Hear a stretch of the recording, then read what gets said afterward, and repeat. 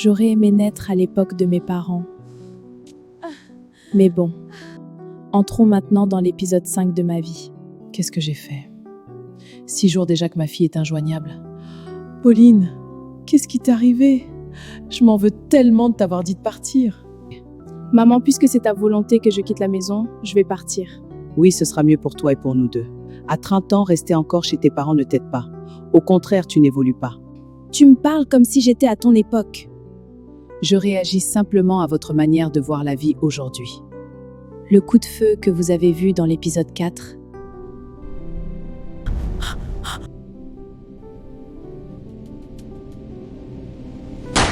était destiné à...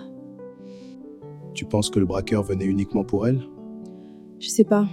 Vu la situation, on dirait plutôt un règlement de compte. Mais j'ai l'impression qu'il me visait et que Fanny a pris la balle perdue. Pourquoi tu dis ça?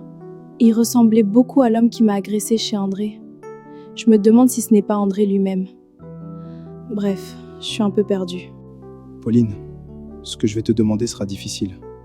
Mais tu ne penses pas que tu devrais aller voir si André est toujours là? Non, pas question! Et récupérer ta valise? Non, pas question! On veut déjà me tuer pour rien. Regarde Fanny couchée, elle est blessée. Si elle meurt, je suis foutue. C'est la seule amie que j'ai pas. Je comprends. Mais sache que maintenant, je suis là pour toi. Tu es sûre de ce que tu viens de dire, Ivan? Après tout, tu es l'ami de mon ancienne belle-sœur. Donc je n'ai aucun problème à t'aider.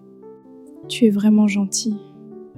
Mais s'il te plaît, Ivan, ne me fais pas de mal. Pourquoi je te ferais du mal? Après tout ce que j'ai déjà fait pour t'aider, j'aurais pu te laisser mourir, non? Merci. Mais depuis que j'ai quitté la maison, ma mère n'a plus de nouvelles de moi. Et j'ai l'impression que chaque épisode de ma vie devient de plus en plus Tu difficile. peux utiliser mon téléphone. Appelle ta mère pour la rassurer. Non, je préfère qu'elle ressente aussi la douleur de ne pas m'avoir à ses côtés. C'était son désir que je quitte la maison. Oui, donne juste un signe de vie. 6 jours sans nouvelles, c'est beaucoup. S'il te plaît. D'accord, je le ferai ce soir. Pauline, puisque tu n'as plus de vêtements ni de téléphone, je vais aller faire un peu de shopping et vous apporter quelque chose à manger le temps que Fanny se réveille. Désolée, je ne devrais pas penser comme ça. Ivan, je n'ai plus d'endroit où aller. Est-ce que je peux rester chez toi jusqu'à ce que je trouve un travail? Oui, bien sûr, Pauline. Fanny! Merci mon Dieu. Pauline? Ivan? Ivan, tu disais que tu allais faire des courses. Vas-y, je veux parler un peu avec Pauline. Certaines vérités commencent à sortir.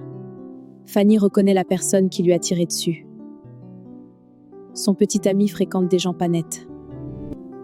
C'était un règlement de compte. Et elle était la vraie cible. S'il te plaît, ne dis rien de ça à Ivan. D'accord. Mais tu dois au moins prévenir ton homme, non? Non. Je commence déjà à avoir peur de lui. Ma vie est en danger à cause de lui. Ses ennemis me poursuivent pour lui faire du malin. Alors tu vas rester où maintenant? Ta sœur est très loin du pays. Je ne sais pas, papa. Fanny, tu ne peux pas rester seule. Je verrai ça avec Ivan. Pourquoi dois-je toujours vivre ce genre de choses que je m'apprête à vous montrer? Tu ne partiras nulle part. Tu rentres avec moi, maintenant. Écrivez la suite en commentaire pour que je revienne avec l'épisode 6 demain. Et partagez cette série pour encourager mon réalisateur à continuer cette histoire.